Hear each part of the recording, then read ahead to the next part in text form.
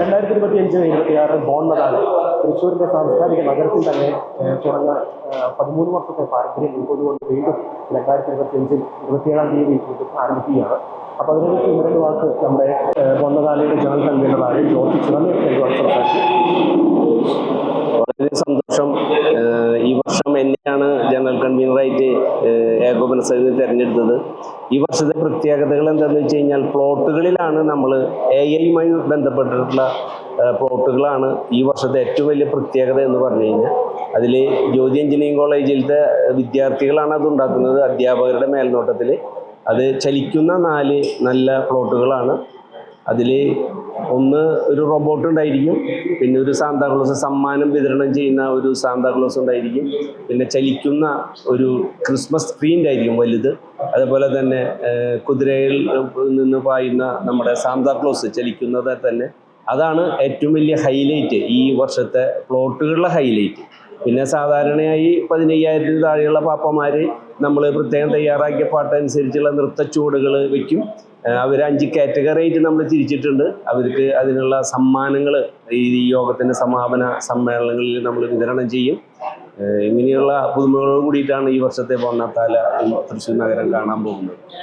മറ്റു വർഷങ്ങളെക്കാളും പ്രത്യേകമായിട്ട് ഈ വർഷം ആർട്ടിഫിഷ്യൽ ഇന്റലിജൻസിന്റെ ഒരു ആർഭാവത്തോടെയാണ് ഈ പ്രാവശ്യം ബോൺമതാല ഒരുക്കുന്നത്. എന്തുകൊണ്ടാണ് ആർട്ടിഫിഷ്യൽ ഇന്റലിജൻസ് തിരഞ്ഞെടുക്കാൻ കാരണം എന്ന് വെച്ചാൽ ജനങ്ങളിപ്പോൾ എല്ലാവരും AI-യുമായി ബന്ധപ്പെട്ടിട്ടുള്ള കാര്യങ്ങളാണ്. ഇപ്പോൾ ഒരു സംശയം ഉണ്ടെങ്കിൽ ഉടനെ അതുമായി ബന്ധപ്പെട്ടുള്ള ചോദ്യങ്ങൾ ചോദിക്കുന്നു, ഉത്തരം വരെ അവിടെ നിന്ന് കിട്ടുന്നു.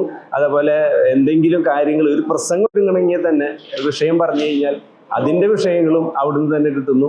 അപ്പോൾ നമ്മൾ ചിന്തിച്ചോ, പുതുതലമുറയെ ആകർഷിക്കാനായിട്ട് AI-യുമായി ബന്ധപ്പെട്ടിട്ടുള്ള പ്ലോട്ടുകൾ ഉണ്ടെങ്കിൽ പുതിയതും പഴയതുമായ തലമുറകളെ നല്ല രീതിയിൽ ആകർഷിക്കാം എന്നുള്ള ഒറ്റ ഉദ്ദേശത്തോട് കൂടിയിട്ടാണ് ഇങ്ങനെയുള്ള AI-യുമായി ബന്ധപ്പെട്ടിട്ടുള്ള പ്ലോട്ടുകൾ നമ്മൾ നിർമ്മിക്കാനായിട്ട് ഉദ്ദേശിച്ചത്. ഈ AI പ്ലോട്ടുകളിൽ വിദ്യാർത്ഥികളുടെ സഹകരണം കൂടി ഉണ്ടെന്ന് കേട്ടിരുന്നു, അതിനെ പറ്റി ഒന്ന് പറയാം. ജ്യോതി എഞ്ചിനീയറിംഗുള്ള വിദ്യാർത്ഥികളാണ് അതിൻ്റെ എല്ലാ വർക്കുകളും നടത്തുന്നത്. അവിടുത്തെ അധ്യാപകരുടെ മേൽനോട്ടമുണ്ട്. അപ്പോൾ അത് കഴിഞ്ഞ പൂരത്തിന് ചെണ്ട കൊട്ടുന്ന ഒരു AI കുടമാറ്റത്തിന് അവർ ഉണ്ടാക്കി. അത് വളരെ വിജയമായിരുന്നു. അപ്പോൾ അതിൻ്റെ ചൂട് പിടിച്ചിട്ട് തന്നെയാണ് പിതാവ് പറഞ്ഞു, ജ്യോതി എഞ്ചിനീയറിംഗ് കോളേജ് എന്തേ ചെയ്യുന്നില്ലേന്ന് പിള്ളേരോട് തന്നെ ചോദിച്ചപ്പോൾ അവർ അതിൽ വാശിയിൽ ഏറ്റെടുത്തിട്ട് അവർ 4 എണ്ണമാണ് നമുക്കത് ചെയ്തു തരാമെന്ന് ഏറ്റെടുത്തത്. ബോൺമതാലെ പ്രത്യേകിച്ച് കാരുണ്യ പ്രവൃത്തികളെ പറ്റി പറയുകയുണ്ടായി, അതിനെപ്പറ്റി ഒന്ന് 2 വാക്ക് പറയാമോ? നമ്മൾ എല്ലാ വർഷവും 5 വീടുകൾ മിനിമം, ചില വർഷം അത് 10 ആയിട്ടുണ്ട്. ഈ വർഷം നമ്മൾ 5 വീടുകളാണ് വളരെ പാവപ്പെട്ടവർക്ക്, അത് ജാതി മത ഭേദമന്യെയാണ് നമ്മൾ കൊടുക്കുന്നത്. ഒരെണ്ണത്തിൻ്റെ തറക്കല്ല് കഴിഞ്ഞ 13-ാം തീയതി താഴ്ത്തിരുത്താൻ്റെ ജന്മദിനത്തിലിട്ടു. അന്ന് തന്നെ ഒരു ഹിന്ദുവായ സ്ത്രീക്ക് മുണ്ടത്തിക്കോട് നമ്മൾ ഒരു വീടിൻ്റെ താക്കോല് കൈമാറി. ഇപ്പോൾ ഇനി 5 വീടുകളും കൂടി നമ്മൾ അടുത്ത ബോൺമത്താലയാവുമ്പോഴേക്കും നമ്മൾ അത് പണിത് വളരെ പാവപ്പെട്ടവർക്ക് നമ്മളത് താക്കോല് കൈമാറുന്നതാണ്. ഈ വർഷം ബോൺമത്താലയോടനുബന്ധിച്ച് 3 ഡയാലിസിസ് മെഷീൻസ് വിൻസെൻ്റ് പോൾ സംഘടന വഴിക്ക് നമുക്ക് ജൂബിലി മിഷൻ മെഡിക്കൽ കോളേജിന് ഈ സമാപന സമ്മേളനത്തിൽ വെച്ചിട്ട് നമ്മളത് കൈമാറുന്നതാണ്. ഓക്കെ.